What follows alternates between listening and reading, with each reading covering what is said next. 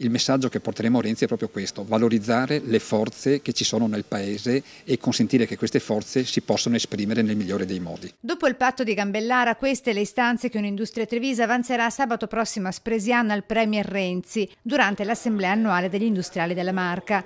Il numero uno degli imprenditori trevigiani sulla stessa linea del governatore Luca Zaia: nessun sostegno agli imprenditori corrotti che devono stare fuori dalle associazioni, con tutela però dei posti di lavoro. Gli imprenditori che non si muovono nell'ambito della legalità nei molteplici punti di vista sono fuori dalle associazioni, ma nel contempo bisogna sviluppare la capacità di salvare quelle aziende, perché l'azienda significa posti di lavoro, significa fornitori, clienti che dipendono da quell'azienda, quindi continuerà l'attività di servizio per aiutare l'impresa. Anche da Treviso il messaggio al governo è lo stesso: ridare vigore al sistema produttivo ed economico con vere riforme. Rappresenteremo la forza degli imprenditori trevigiani, gli imprenditori che hanno subito la crisi ma hanno avuto la capacità di reagire e vogliono per l'appunto continuare a fare tutta la propria parte, credono in questo Paese.